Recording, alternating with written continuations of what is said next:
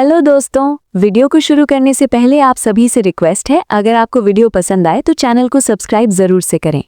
कहानी की शुरुआत में हमें दिखाया जाता है एक लड़की जो प्यार के लिए सब कुछ छोड़कर अपने बॉयफ्रेंड के साथ भाग जाती है। उसने कभी सोचा भी नहीं होगा कि वो गरीबी से बचने के लिए उसके लिए एक जरिया बनने वाली है। लड़की का नाम एबी है और उसने कम उम्र में ही अपने माता पिता को खो दिया था और तब से वो भटकती हुई जिंदगी जी रही है। हर दिन कचरा बीनकर और छोटे मोटे काम करके गुजारा कर रही है। इस दिन उसके बॉयफ्रेंड बिल, जिसका बैकग्राउंड भी वैसा ही था, को एक बॉयलर फैक्ट्री में काम करते समय एक सख्त सुपरवाइजर ने बिना वजह गाली दी। बिल ने गुस्से में जवाब दिया लेकिन गलती से सुपरवाइजर को मार डाला। इस वजह से बिल अपनी छोटी बहन और एबी को लेकर और वे तीनों टेक्सास जाने वाली ट्रेन में सवार हो गए, क्योंकि ये पतझड़ की फसल का मौसम था। जैसे ही ट्रेन आई, पश्चिम की कई फार्म बड़ी संख्या में टेम्पररी वर्कर को काम पे रख रहे थे। एक लाउडस्पीकर पकड़े एक मैनेजर पहले से ही वर्कर का इंतजार कर रहा था, जिसकी रोज की मजदूरी $3 थी। साथ ही वर्कर को अपने परिवार को लाने की अच्छी सुविधा भी थी। बिल को जोश से भर दिया। थोड़ी ही देर में मजदूरों से भरे ट्रक गेहूं के खेतों से गुजरते हुए एक बड़ी सी हवेली के सामने रुके। खेत का मालिक एक सुंदर नौजवान था जो मैनेजर की मदद से पूरे खेत को अकेले ही संभालता था। उपजाऊ जमीन और गेहूं के बड़े बड़े खेतों को देखकर बिल आह भरने लगा कि ये जगह धरती पर स्वर्ग जैसी है। अगली सुबह सुबह सैकड़ों मजदूर एक ही समय में खेतों में काम करने लगे। परेशानी से बचने के लिए बिल ने सबको बताया कि एबी भी उसकी बहन है। एबी ने भी आदमियों जितनी ही मेहनत की। उसके पतले शरीर में कमाल की ताकत छिपी थी। उन गुस्सैल आदमियों और औरतों के बीच जवान, सुंदर और काबिल एबी ने तुरंत खेत के मालिक का ध्यान खींचा। कटाई बहुत थकाने वाला काम था, फिर भी खेत का मालिक बहुत दिलदार था और हर दिन भर पेट खाना देता था। लंच के समय मजदूरों ने एबी का मजाक उड़ाया।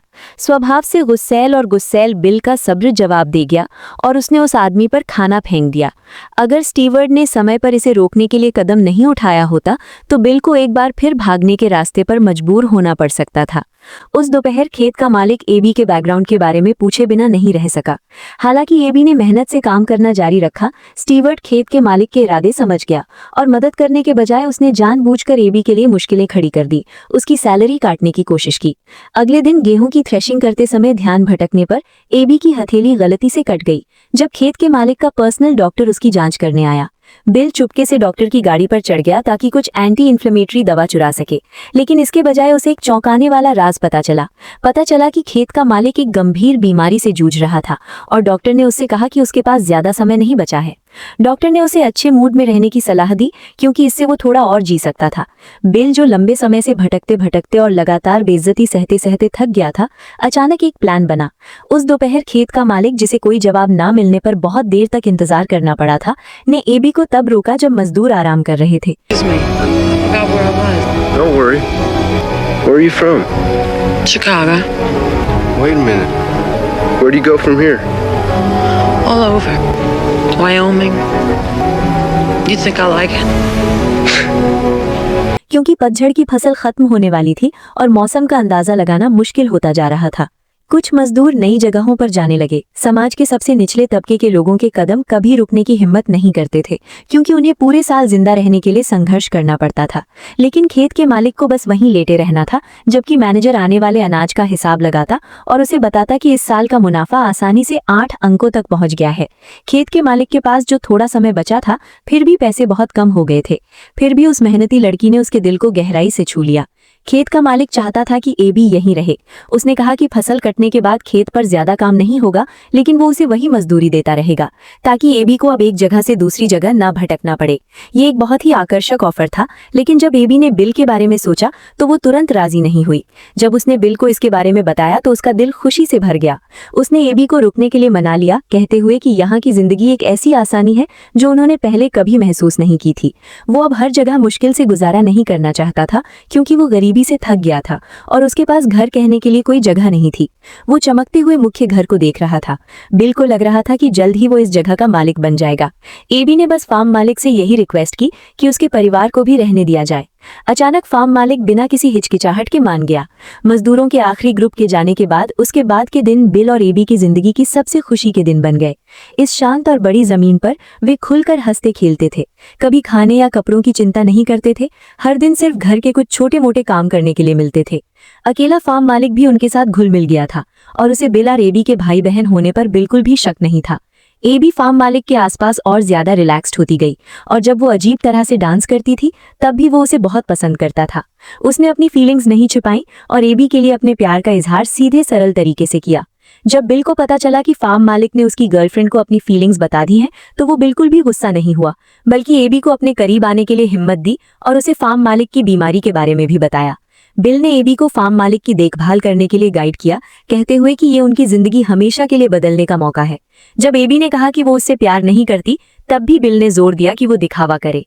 जैसे जैसे सर्दियां बीती और बसंत आया, एक तेज धूप वाले दिन फार्म मालिक और एबी ने अपनी शादी कर ली। फार्म मालिक के चेहरे पर गहरा प्यार देखकर एबी को कई तरह की भावनाएं महसूस हुई। फार्म मालिक नर्म, सुलझा हुआ और इमोशनली स्थिर था। एबी को ऐसा लग रहा था जैसे वो किसी सपने में जी रही हो। अगर बिल उसकी जिंदगी में नहीं होता तो शायद वो सच में फार्म मालिक के साथ एक खुशहाल जिंदगी बिताती। ठीक उसके बाद जब बिल ने खुद अपनी गर्लफ्रेंड को हनीमून के लिए गाड़ी पर चढ़ाने में मदद की, वो चुपके से फार्म मालिक के बेडरूम में घुस गया। अंदर का शानदार सामान देखकर उसे अपनी गर्लफ्रेंड को छोड़ने का कोई नुकसान महसूस नहीं हुआ, बल्कि उसने सोचा कि जब आखिरकार यहाँ सब कुछ उसका हो जाएगा तो कैसा होगा। उसने सब्र से उस दिन का इंतजार किया। एबी एक गरीब मजदूर से ऊंचे समाज की एक इज्जतदार औरत बन गई। फार्म मालिक के गाइडेंस में उसने एक ऐसी दुनिया देखी जिसे उसने पहले कभी नहीं देखा था, और साथ खड़े होकर वे हनीमून से लौटने के बाद एकदम मैच्योर लग रहे थे। एबी बहुत अच्छे मूड में लग रही थी, लेकिन बिल के दिल में एक हल्का सा दर्द था। उसने मान लिया था कि इस आसानी की शादी में एबी हर दिन दुखी रहेगी। फिर भी जिस औरत से वो प्यार करता था, उसकी मुस्कान बिल को ऐसा महसूस करा रही थी जैसे उसने कुछ ऐसा खो दिया है जो उसे कभी वापस नहीं मिल सकता। रात में बिल चुपके से एबी के ब्राइडल रूम में घुस गया और सो रही एबी को जगाया। वे खुले खेतों को पार करके एक सुनसान झील के किनारे पहुंचे। बिल ने एबी से कहा कि अगर उसे फार्म मालिक से प्यार हो गया तो वो पूरी तरह से पागल हो जाएगा। उस रात वे सुबह तक झील के किनारे रहे। सुबह होने तक नहीं, जब उन्होंने फार्म मालिक को पुकारते हुए सुना तब वे कमरे में लौटे। एबी ने झूठ बोला और कहा कि उसे बस नींद नहीं आ रही थी और वो टहलने निकल गई थी। इस बात को नजरअंदाज करते हुए किसी को उम्मीद नहीं थी कि प्यार से पोषित फार्म मालिक असल में डॉक्टर के अंदाजे से 1 साल ज्यादा जिया। न सिर्फ वो मरा नहीं, बल्कि उसकी मानसिक हालत और भी बेहतर हो गई। इस वजह से जैसे जैसे समय बीतता गया, बिल दिन ब दिन और ज्यादा परेशान होता गया। एबी को फार्म मालिक पर निर्भरता महसूस होने लगी और उसके दिल में धीरे धीरे प्यार जैसा कुछ पनपने लगा। मैनेजर को हमेशा बिल और एबी के रिश्ते पर शक था और उसने फार्म मालिक को अपना शक खुलकर बताया। अचानक फार्म मालिक को लगा कि मैनेजर चीजों को बहुत ज्यादा सोच रहा है और उसे अपनी पत्नी पर पूरा भरोसा था। मैनेजर उसकी शादी को नुकसान न पहुंचाए, इसके लिए फार्म मालिक ने उसे 100 मील दूर एक फार्म में ट्रांसफर कर दिया। जाने से पहले मैनेजर ने बिल को कड़ी चेतावनी दी। मुझे पता है तुम क्या कर रहे हो, वो लड़का मेरे लिए बेटे जैसा है। मैनेजर के जाने के बाद बिल की एकमात्र धमकी खत्म हो गई। वो एक पल भी और इंतजार नहीं करना चाहता था और जल्द से जल्द मेन घर में जाने के लिए बिल ने अपनी योजना को तेज कर दिया। जब वो फार्म मालिक के साथ शिकार पर गया तो उसने पीछे से हमला करके उसे खत्म करने के लिए एक्सीडेंट करने का प्लान बनाया। लेकिन जरूरी मौके पर फार्म मालिक अचानक मुड़ा। बिल को अपनी पीठ पीछे गोली चलाते देखकर फार्म मालिक को तुरंत शक हुआ। वो जानता था कि जल्दबाजी से सब कुछ बर्बाद हो जाएगा और बेसब्री से हार मिलेगी। बिल के पास खतरे से बचने के लिए कुछ समय के लिए वहां से जाने के अलावा कोई चारा नहीं था। बिल के जाने के बाद फार्म मालिक ने एबी के साथ अपना 3रा साल साथ बिताया। वे बिल्कुल एक बूढ़े शादीशुदा जोड़े की तरह दिखते थे और फार्म मालिक का उसके लिए प्यार जरा भी कम नहीं हुआ था। वो बिल की बहन के साथ भी वैसा ही बर्ताव करता था जैसे वो उसका अपना परिवार हो। खेत की जमीन पर हमेशा की तरह बसंत में बुआई और पतझड़ में फसल कटने का सिलसिला चलता रहा। ठीक ऐसे ही 2 साल बीत गए। जब मजदूरों को ले जाने वाली ट्रेन एक बार फिर इस जमीन पर आई, बिल भी लौटा। मोटरसाइकिल चला रहा था और धूल से सना हुआ था। म्यूजिक पर शानदार डांस कर रहा था। एबी बिल्कुल अलग इंसान लग रही थी। खेत का मालिक बिल को पर्दों के पीछे से देख रहा था। उसका चेहरा भारी और टेंशन भरा था। सेटल होने के बाद एबी ने पानी की बाल्टी उठाने का नाटक किया और बिल से मिलने उसके घर गई। इस समय उनके बीच दूरी का एहसास था, लेकिन उस दिन से बिल हर दिन एबी से मिलने आने लगा। ये सब खेत के मालिक को साफ दिख रहा था। उसे मैनेजर की चेतावनी याद आ गई और जब उसने इसे बिल के अपने पीछे गोली चलाने से जोड़ा तो धोखे का गुस्सा उसके दिल में रह गया। बिल के लौटने के तीसरे दिन खेत में, किचन में और कमरों में अजीब तरह से अनगिनत छोटे कीड़े दिखाई दिए। टिड्डियों के लार्वा हर जगह रेंग रहे थे। 24 घंटे के अंदर टिड्डियां गेहूं के खेतों में फैल गईं, जिनकी कटाई होने वाली थी। मजदूरों ने उन्हें पूरे दिन भगाया, फिर भी उनकी संख्या बढ़ती ही गई।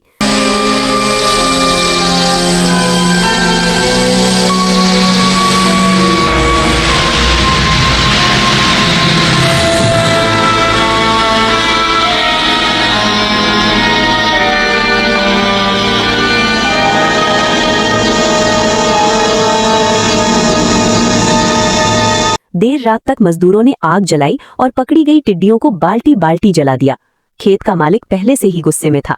उसे लगा कि ये मुसीबत पूरी तरह से बिल के लौटने की वजह से हुई है। जैसे ही उसने बिल को देखा, उसका गुस्सा और बढ़ गया। प्यार में डूबे दो आदमी नफरत में बदल गए और तुरंत लड़ने लगे। इस अफरा तफरी में खेत के मालिक ने गलती से अपने हाथ में आग लेकर गेहूं की खेत में आग लगा दी। एक पल में सूखे खेत आग की लपटों में बदल गए। तेज हवा से बेतहाशा उड़ रहे थे।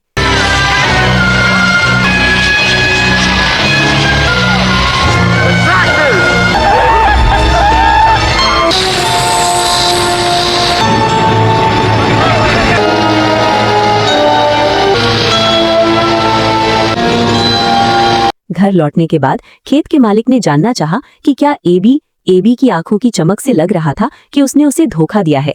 उसे अपना जवाब मिल गया। फिर उसने दराज से एक हथियार निकाला, अपने घोड़े पर सवार हुआ और बिल को ढूंढने के लिए दौड़ा, जो एक गाड़ी ठीक कर रहा था। कमजोर खेत का मालिक बिल का मुकाबला नहीं कर सकता था और बस एक ही बार में वो जोर से जमीन पर गिर पड़ा। बिल ने खेत के मालिक के सीने में खंजर घोंप दिया। अगर बिल उस समय मदद के लिए आगे बढ़ता तो खेत के मालिक के बचने का मौका अभी भी होता, लेकिन बिल ने ऐसा नहीं किया। उसने खेत के मालिक को छोड़ दिया और मौके से भाग गया। जब तक मैनेजर ने उसे ढूंढा, खेत के मालिक की सांसें थम चुकी थीं। कहीं और बिल ने खेत का कीमती सामान लूट लिया। खेत के मालिक की कार में बैठकर डॉग की तरफ भागा। वे एक बार फिर भागने के रास्ते पर निकल पड़े, जबकि मैनेजर ने बिल का पीछा करने के लिए एक बड़ा इनाम देने की पेशकश की। बिल एबी और उसकी बहन को पानी के रास्तों और पहाड़ी रास्तों पर ले गया। कभी भी मुख्य सड़कों पर जाने की हिम्मत नहीं की। उन्होंने उत्तर पश्चिम से बॉर्डर पार करने का प्लान बनाया। एबी हर दिन बहुत ज्यादा गिल्ट और खुद को दोषी मानने के बोझ तले जी रहा था। भागने के रास्ते का नजारा कितना भी सुंदर क्यों न हो, उनके पास इसकी सराहना करने का कोई दिल नहीं था।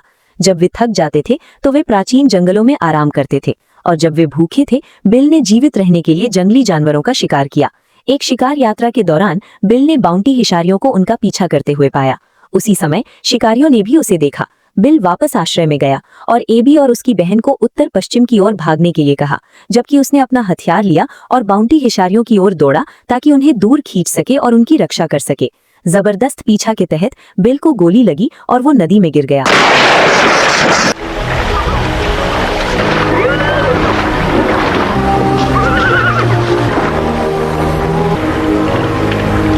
आधे साल बाद एबी नहीं चाहती थी कि बिल की बहन अपने दुखद रास्ते को दोहराए। उसने छोटी लड़की को एक निसंतान परिवार को सौंप दिया, उसे वहां पालने और एक अलग जीवन शुरू करने के लिए छोड़ दिया। एबी के लिए उसने एक बार फिर भटकने और विस्थापन के जीवन में कदम रखा।